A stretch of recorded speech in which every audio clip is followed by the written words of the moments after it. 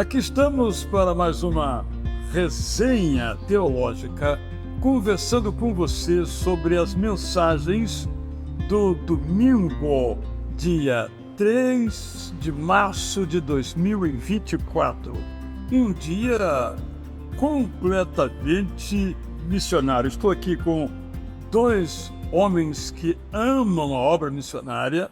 Pastor Samir, confessor do Amaral, já esteve ativamente num campo missionário, especificamente no continente asiático. Hoje serve aqui na igreja no pastorado de famílias. E estou também acompanhado do pastor Alcenir Mota, que coordena todo o nosso trabalho aqui na obra missionária. Então, eu vou logo perguntar ao Alcenir. E aí, valeu a pena esse domingo? Com certeza, pastor João. Foi mais um domingo missionário aqui em Itacuruçá. Desde as 7 horas da manhã nós estivemos aí pensando, esse tema da campanha de missões mundiais deste ano, que é no poder do Espírito Santo, vamos completar a missão. E no Momentos com Cristo nós falamos sobre esse tema. Depois tivemos a missionária Vera Lúcia também nos cultos às 9, 11 e 19 horas, abordando também a mesma temática. Às 17 horas, o missionário Rodrigo Pereira, que atua lá no Paraguai, também falando sobre a sua experiência no campo. E foi um domingo com o nosso público aqui nos cultos também, uma boa presença, tanto na parte da manhã quanto da noite. E a gente viu a igreja vibrando com o trabalho missionário. Samir, você viu a mesma coisa ou ele está empolgado à toa? Eu vi e eu acho que eu vi um pouco mais, porque eu vi o que aconteceu comigo também no meu interior, a alegria, a alegria de ver a obra missionária, os testemunhos que nós ouvimos aqui, de pessoas que entregaram sua vida na obra missionária. Então, a alegria da igreja, o que Deus fez conosco, a animação, esse novo vigor, essa nova força que Deus nos traz, quando nós ouvimos dos testemunhos missionários, a transformação que acontece nos lugares onde o evangelho é pregado. Isso me chamou a atenção, que o lugar, a cidade, o país é transformado. Isso foi algo maravilhoso para mim. Essa é uma questão sobre a qual eu quero conversar com vocês daqui a pouco. Mas antes, eu sei que você também, no nosso Momentos com Cristo, tratou do mesmo tema de missões. Nós estamos lançando, então, a campanha de missões mundiais, que é No Poder do Espírito. Você tratou desse tema especificamente na mensagem curtinha, é verdade, não é? Mas é uma síntese da síntese, no nosso Momentos com Cristo, às 7 horas da manhã. O que você falou basicamente? Jael, o tema ele tem tudo a ver ali com o início da igreja, em Atos. Tanto é que o texto bíblico chave da campanha é Atos capítulo 1, versículo 8, que é, vocês receberão o poder do Espírito Santo e serão minhas testemunhas aí em Jerusalém, na Judéia, em todo o confins da terra. E a gente vê isso claramente no desenvolvimento da igreja. Eu aproveitei e peguei um personagem, o personagem Pedro, que eu acho que ele ilustra bem essa questão do Espírito Santo, do poder do Espírito Santo. Você vê o Pedro que está ali no final do ministério de Jesus, negando a Jesus, um Pedro temeroso, um Pedro inseguro, um Pedro com medo de se afirmar como seguidor de Jesus Cristo. E depois, quando você tem ali a descida do Espírito Santo, você vê esse mesmo Pedro, essa mesma pessoa, ali com autoridade, com a coragem de afrontar as autoridades religiosas. E tem ali no capítulo 3 ou no capítulo 4, quando ele é confrontado, ele diz, vocês é que vão julgar, vocês acham que nós vamos fazer o que vocês querem ou vamos obedecer a Deus? Vamos obedecer aos homens ou vamos obedecer a Deus? Nós vamos obedecer a Deus. Então, é justamente esse poder do Espírito Santo em nós que nos dá a autoridade, a capacidade de completar a missão. E a gente vê isso muito claramente ali na trajetória da igreja no livro de Atos. Alcenir, se eu fosse Jesus, eu não chamaria Pedro. Pedro não era confiável. Isso é verdade, né? Eu acho que você, pensando no, né, você como líder, porque Pedro acabou decepcionando, né, Jesus ali de uma forma, mas por outro lado, né, Jael, Jesus sabia, né, que Pedro ia negá-lo, né? Tanto é que ele, você vai me negar, você está aí falando, então, mas vai chegar um momento que você vai fraquejar, que é a questão da humanidade. Por isso que Jesus é esse Deus amoroso, né, que não age como nós agimos. Eu acho que qualquer líder na posição ali de Jesus não aceitaria esse Pedro que, num momento tão crucial, acaba virando as costas para ele e o decepcionando. Mas ainda bem que Jesus não é como nós, né? Então, esse mesmo Pedro acaba sendo aproveitado, abraçado, amado e perdoado, e a gente vê o papel fundamental que este mesmo Pedro, né, que teve essa atitude tão negativa, né, no final do ministério de Jesus, tem no desenvolver da igreja. Para mim, sabe, Alceni, Samir, tocante é quando eles estavam acuados. São os bêbados, uns analfabetos e tudo aquilo que se pode imaginar do preconceito. Ele dá um passo adiante.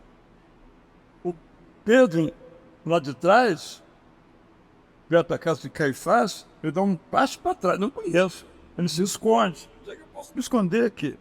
Mas agora, confrontado, ele lá nem estava sendo tão confrontado. Estava só na moita. Agora ele confrontado, ele não recua. Ele dá um passo à frente. E eu chamei esse assunto até porque tem muito a ver com, você já mencionou do perdão, o que Deus faz e que Ele usa. Porque não, eu não sou capaz disso, né? Isso é para pessoas especiais.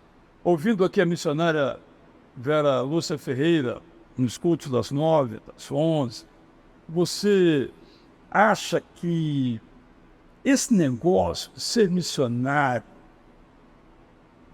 é para alguns ou pode ser para todos? Para mim, para todos. Claro que nós temos o chamado geral e chamado específico. Mas Deus chama todos os seus discípulos, todos os seus filhos, todos que creem em Senhor Jesus, no Senhor Jesus Cristo, para serem missionários.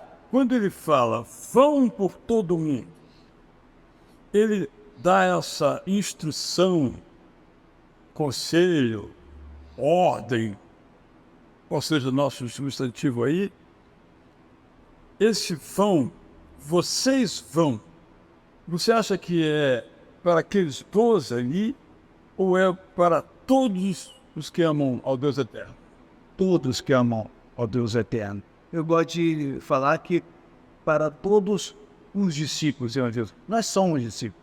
Eu vejo que o cristão, aquele que recebe Jesus Cristo, ele precisa se ver, se compreender como discípulo de Jesus. Então, como eu me vejo como discípulo, eu sei que eu, discípulo, irei fazer outros discípulos, irei pregar, irei falar, testemunhar daquilo que eu vi, daquilo que acontece na minha vida, da minha experiência com Jesus Cristo. Então, todos nós somos missionários. Aí o Senhor, conforme a sua graça, misericórdia, sabedoria, Ele, então, leva uns para algum lugar específico, dentro de um tempo específico, para outro lugar, conforme a sua vontade. Mas todos nós estamos em algum lugar onde Deus nos colocou.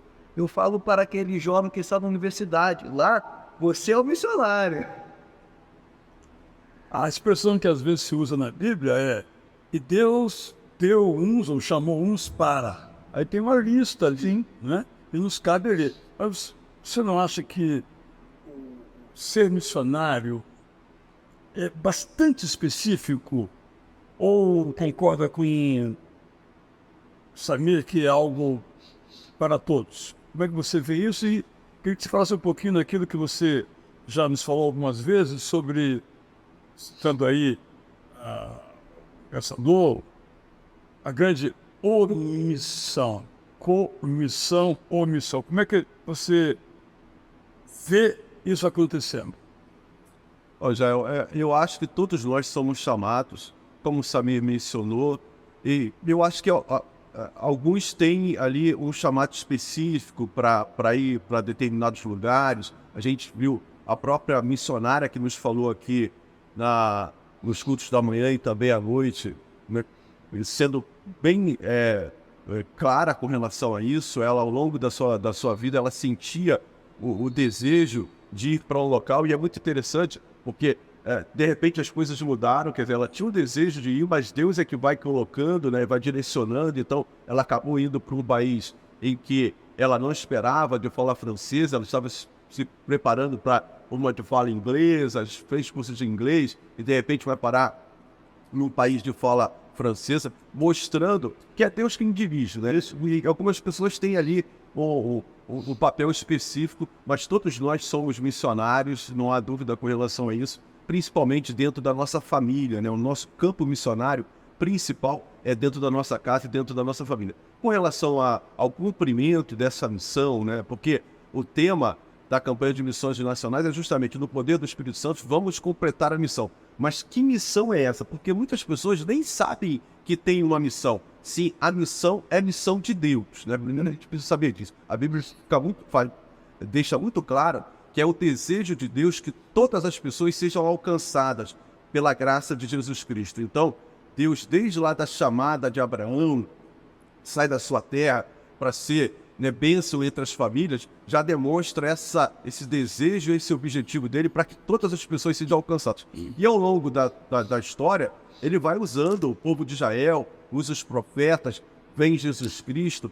e hoje é a igreja. Só que já o que a gente percebe, que eu vejo, né, é que a igreja começa muito bem ali no primeiro século, mas ao longo da sua caminhada, quando a igreja acaba, e tem um ponto marcante, que é quando Constantino, ali do 3º para o 4º século, torna o cristianismo a religião oficial. E isso é muito interessante, até para a nossa análise hoje do nosso contexto em que nós vivemos.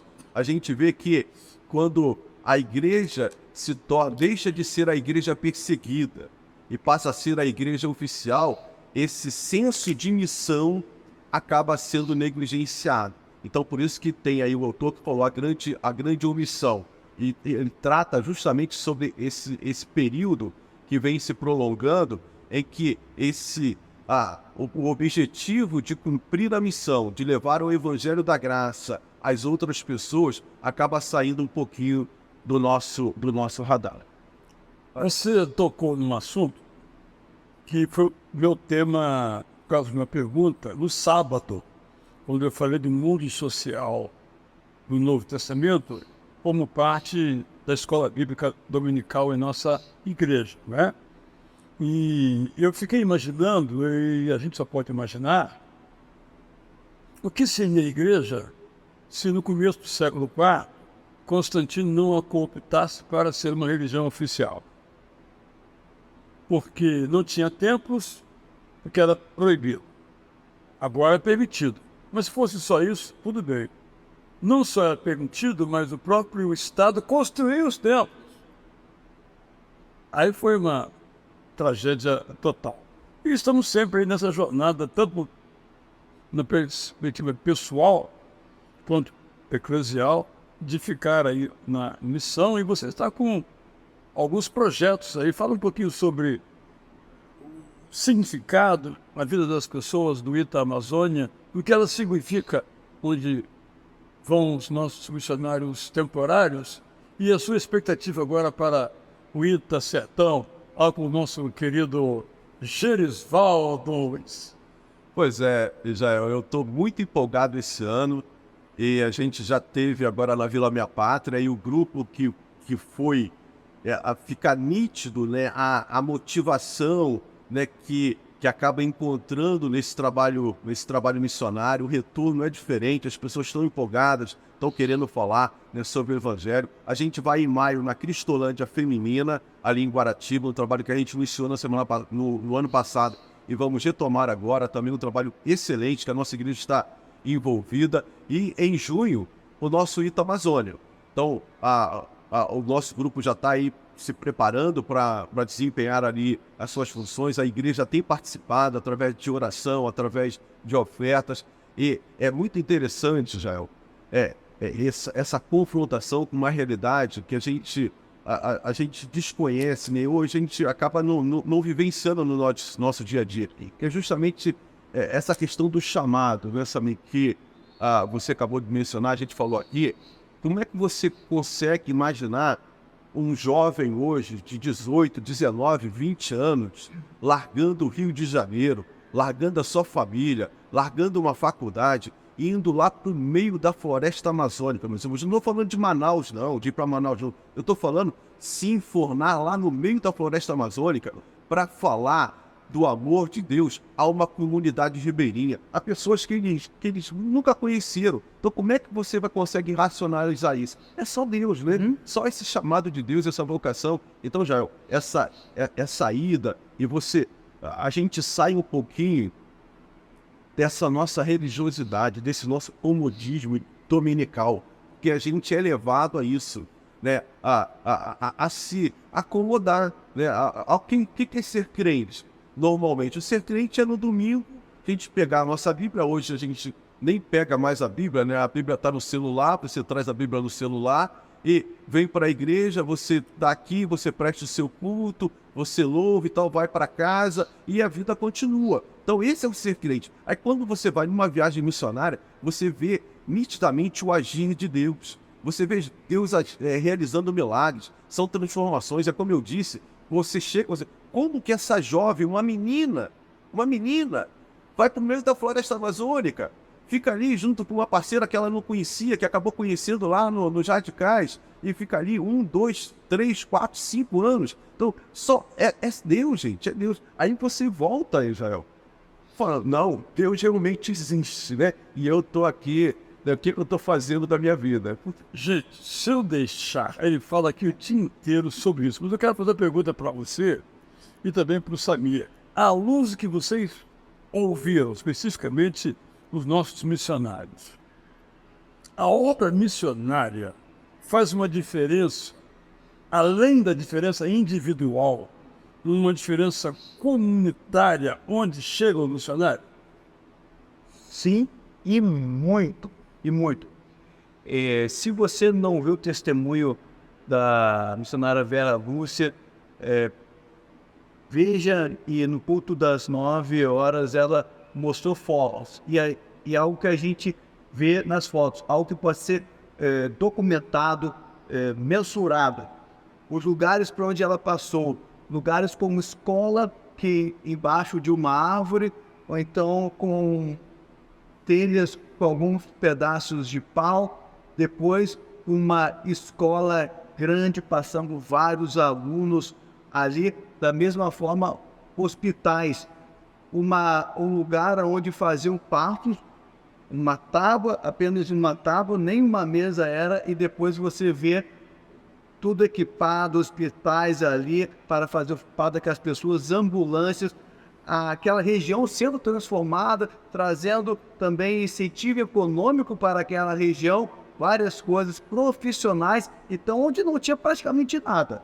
Depois que passou ali o Evangelho, através da vida daquela missionária e de outros crentes também, a gente vê o lugar sendo transformado. E dali saindo então crianças que se tornaram profissionais, que se tornaram grandes líderes, tornaram pessoas corretas, pessoas que também fizeram com que aquela comunidade viesse mudar. Então o Evangelho, ele muda a comunidade como um todo, não é pontual, muda toda aquela comunidade. Você vê isso lá nos ribeirinhos, no Mudança, você vê que a presença de nosso grupo missionário temporário lá traz, de fato, também mudanças para aquelas casas e famílias? Sim, Israel, não é um trabalho fácil, né? Porque tem toda ali uma cultura que às vezes vai contra os princípios bíblicos, e o Evangelho chega justamente para levar essa transformação. É um processo, e particularmente ali na Amazônia, aquela região, inclusive a gente tem visto isso agora vindo à tona aqui nas mídias, a questão da prostituição de menores, de crianças, de pais que entregam as suas filhas para se prostituírem, vendem as suas filhas por 10, 15 reais. Quer dizer, Infelizmente, essa é uma realidade que às vezes nós fechamos nossos olhos, mas existe ali. Então, quando o evangelho chega, quando os missionários chegam num contexto como esse, tem que haver toda uma sabedoria para que eles não sejam expulsos.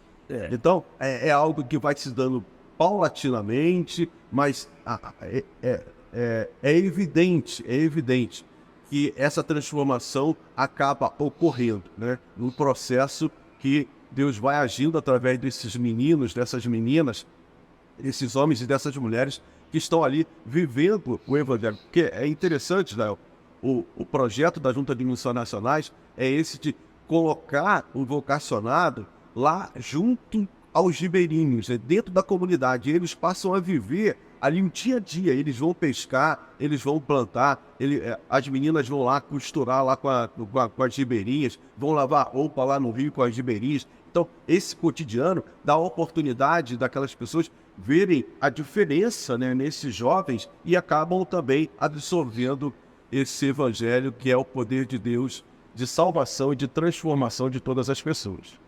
E também de transformação de quem vai, né? Não é só aos que ele alcança, mas ele mesmo também muda a sua perspectiva. Já, isso daí é uma coisa que eu tenho aprendido. Eu mais uma vez quero agradecer aqui, né, ao pastor Israel, à Igreja Batista Cruzá, de ter esse privilégio de estar aí nesses últimos anos aqui na frente da visão de missões aqui de Itacurusá. Isso tem me dado oportunidades que eu nunca imaginei. Por exemplo, agora a gente está vivendo essa crise ali no Haiti, né? E eu me lembro que em 2012, né, eu tive com um grupo aqui da nossa igreja ali naquela região, que já tinham, em 2010 tinha tido ali um terremoto, uma tragédia enorme, e a gente teve a oportunidade de ali estar e conhecer aquele ambiente. Então, o viver de missões aqui em Itacurusá tem me proporcionado, né, oportunidades que eu nunca imaginei. E eu sinto isso na minha vida, né? Eu não volto da mesma forma. Eu vou agora para a 5ª ou 6ª viagem ali à Amazônia. E a cada viagem é uma experiência diferente. A cada viagem eu trago na minha bagagem, né, experiências que me tornam mais compromissados com a obra de Deus. Pastor Samir, sim, ouvindo aqui os dois missionários, Vera Lúcia Ferreira, Rodrigo Pereira, de tudo aquilo que eles falaram, seja uma história, seja um conceito, o que é que mais ficou penetrante no seu coração? Eu sei que é difícil escolher, mas Difícil escolher. eu quero só um. Weimar. Eles, a vida deles, a pessoa. Eu já conhecia a Vera Lúcia antes, conheci o pastor Rodrigo no dia, e a alegria em fazer a obra de Deus e a realização. Vera Lúcia, ela dedicou sua vida, 27 anos, ela já é aposentada, obra missionária na África, em 2 países, Senegal e no Mali, lugares paupérrimos, e você vê a alegria dela, contando as histórias, tudo que ela passou, até quase perdeu a sua vida num acidente também, onde infelizmente 3 missionários faleceram, tudo que ela passou, essa alegria de estar cumprindo a vontade de Deus. Quando você olha para ela, quando olha para o pastor Rodrigo, assim, valeu a pena. Os anos dedicados à obra missionária foram maravilhosos. A gente vê nas palavras, na vida deles, como vale a pena a gente dedicar a nossa vida para o Senhor. E uma outra coisa, também o tempo deles com Deus. Porque tantos desafios que eles passaram no campo missionário, essa questão das experiências que eles tiveram com Deus. Então, eu creio que a experiência que nós temos com Deus vai nos amadurecendo como filhos do Senhor. E essas experiências realmente são experiências que não têm preço, experiências às vezes até um pouco trágicas, mas depois como a gente amadurece no meio de sofrimento e cresce, experiências maravilhosas. Então a vida deles, e para mim, quando olho para uma pessoa assim, como esses dois missionários, o quanto que eles marcaram pessoas. Pessoas que eles encontrarão só no céu. Pessoas que nem eles sabem o quanto eles marcaram pessoas, transformaram. A vida deles realmente foi dedicada de uma forma muito preciosa para o reino de Deus. Quantas pessoas eles transformaram, quantos lugares eles transformaram por onde eles passaram. Então, para mim, deixa um registro muito forte isso. E para você, Alcenir, o que mais tocou tanto 9, 11 ou 19? Sael, é essa realidade, né, que às vezes nós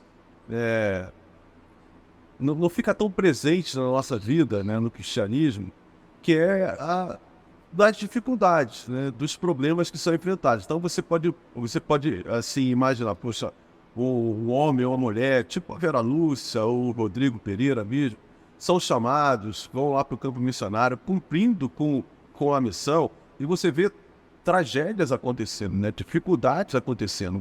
A Vera Lúcia contou a experiência dela, ali quando o carro capotou e que as suas colegas faleceram. O Rodrigo, numa viagem a um país também ali do Oriente Médio, acaba sendo preso e depois deportado.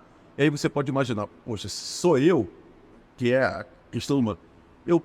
Senhor, então tá tudo bem, já terminou meu período, já vi que... Então, o senhor está falando para eu parar, né?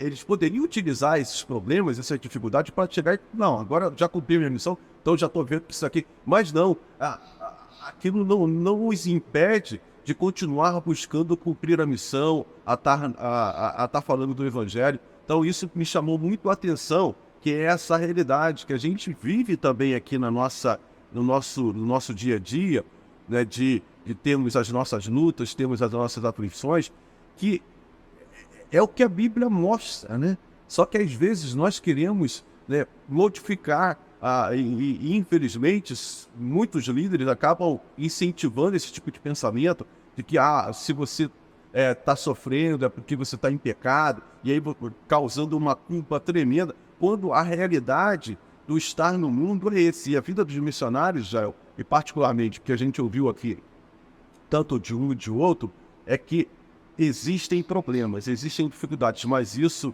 não é motivo para eles desistirem. Por quê? Porque eles estão ali no poder do Espírito Santo. Eu sei que o Samir tá louco para falar.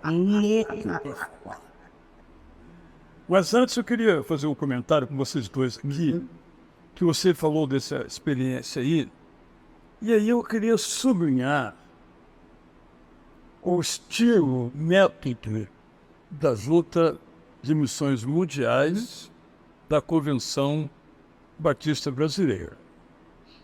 O missionário ou a missionária, quando vai para o campo, seja onde for, campo escolhido pela junta, claro que a anuência do missionário ou da missionária, ele tem todo o suporte. Tal modo, se ele ficar doente gravemente, se ele sofre um acidente, ele tem todo o suporte financeiro. Vamos colocar as coisas claramente assim. Isso eu acho algo muito positivo. O missionário, então, tem uma certa, vamos chamar de tranquilidade, uma certa segurança.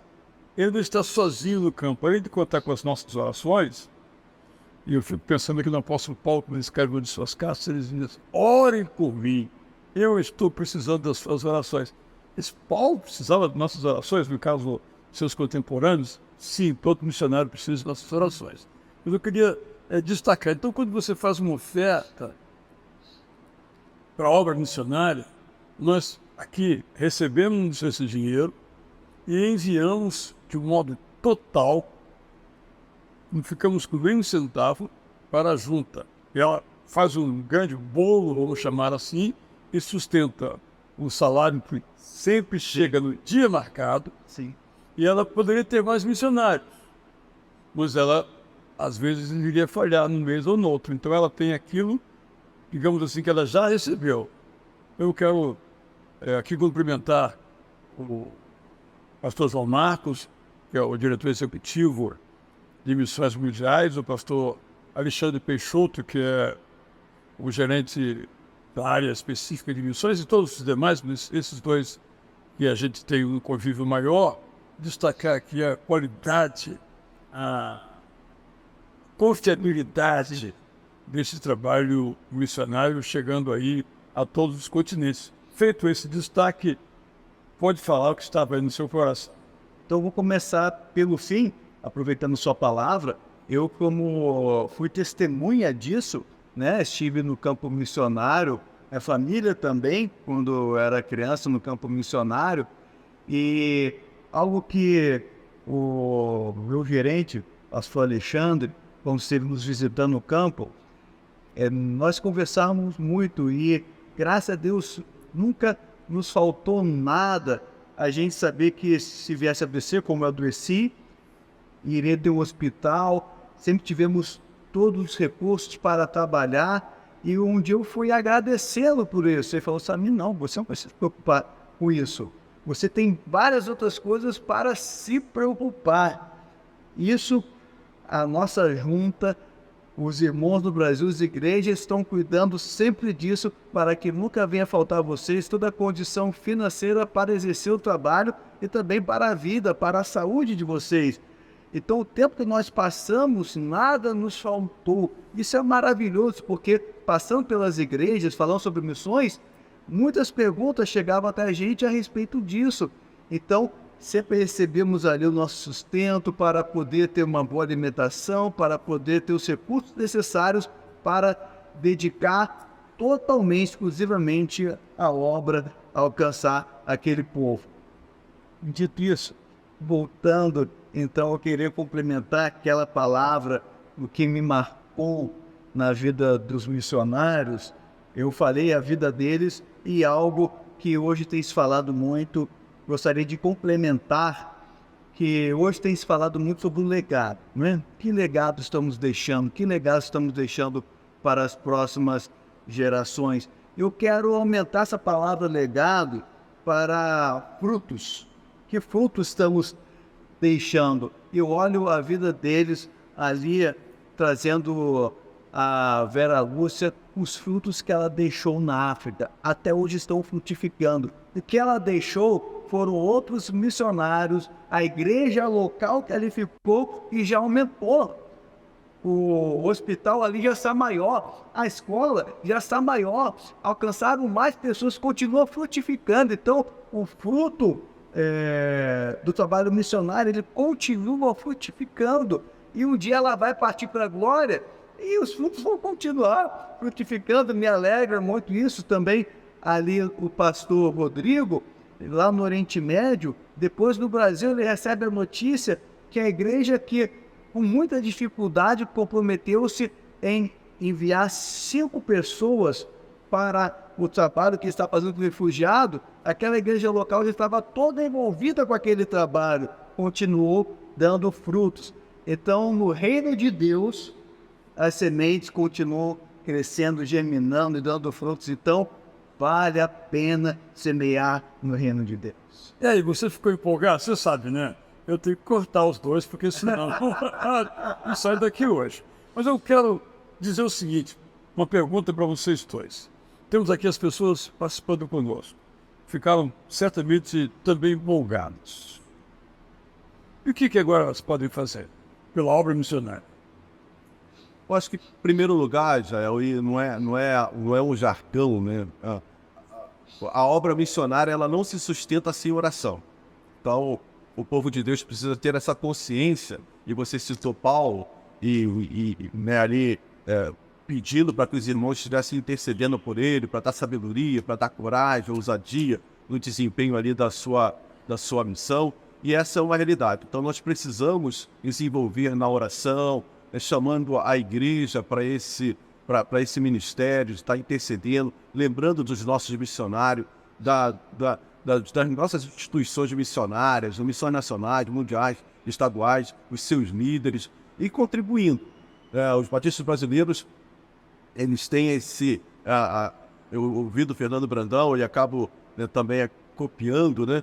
Que a gente tem em nossas veias não o sangue A, B ou O, mas o sangue M, o sangue missionário. Então é esse envolvimento, contribuindo, ofertando, porque, como você mencionou, as ofertas são direcionadas para essas instituições, particularmente agora quando a gente está em plena campanha de missões mundiais, para manutenção, por exemplo, de um projeto PEP, que são escolas que estão atendendo crianças na África, em vários locais, e transformando essas vidas. Agora lá em Angola tem um projeto, e a missionária mencionou isso aqui, que está atendendo surdos, mudos, cegos, e tendo ali à frente um professor que tem essa síndrome de Down. Quer dizer, é o poder do Evangelho. E isso tudo através das ofertas dos batistas brasileiros, que está chegando lá em Angola, chegando em vários locais do mundo e proporcionando, Israel, essa modificação, como o Samir mencionou, de uma estrutura social. Além da questão do Evangelho, a gente tem levado também ali o pão e a necessidade de cada dia dessas pessoas. Eu gostaria de falar duas coisas aqui. Primeiro, consciência de missão e obediência. Você que tem o seu lugar de trabalho, você que tem a sua casa, a sua família, lugar de estudo, bairro onde você mora, ali você é um missionário, mas você precisa ter algo que aconteceu comigo na faculdade. Só na faculdade que eu tive essa questão da consciência de missão. Saber que ali eu sou missionário. Ali eu que vou pregar o Evangelho. As pessoas que estão ali, eu queria alcançar. Possivelmente eu nunca irei na sua empresa pregar, talvez nunca irei na sua faculdade, no seu bairro, mas você já está ali, o missionário já está ali. Então tem essa consciência que, como crentes no Senhor Jesus Cristo, nós fomos chamados para essa missão salvadora do Senhor no mundo inteiro. Então começa onde eu estou, mas eu preciso ter essa consciência, não sei que ali sou missionário. E segundo, obediência. A obediência, porque Deus também nos chama de forma específica. Eu coloco aqui duas formas, sendo bem sucinto. Primeiro, para o serviço aos santos, para a igreja, para servir a igreja do Senhor, um chamado pastoral, com um chamado do ensino, nos chama para servir os seus santos, como Paulo fala muito sobre isso, para servir a igreja do Senhor. Então você pode estar sendo chamado para servir a igreja do Senhor, para o serviço aos santos, e também, de outra forma específica, como o apóstolo Paulo foi chamado, ele foi chamado para os gentios. Mas é muito interessante que ele foi chamado para os gentios, e a gente vê nas viagens missionárias que o Senhor foi chamando de um lugar para outro. E o que me chama muita atenção, me impacta, quando ele, aquele texto, passa a Macedônia e ajuda-nos. Ele estava indo para um lugar e o Espírito Santo impede dele ir, porque envia para outro lugar de uma forma específica para alcançar aquele povo. Então, obedeça quando o Senhor lhe chama de uma forma específica, que pode ser para a sua vida toda num lugar específico, ou pode chamar para ir no Itamazônia, pode chamar para ir no sertão, para passar um ano em algum lugar, uma missão transcultural para fora do Brasil, ou aqui no Brasil. Fique sensível à voz de Deus e obedeça. Então, só nos resta agora, com esses desafios aqui, a oração. Obrigado a Deus por esse momento tão rico aqui, que essas palavras possam elas mesmas nos pastorear e possam pastorear todos que participam conosco. Obrigado pela graça, obrigado pela paz, obrigado por tantos missionários do Brasil e fora de nosso país que têm levado adiante a graça de Jesus. Em nome dele é que nós oramos. Amém. Amém.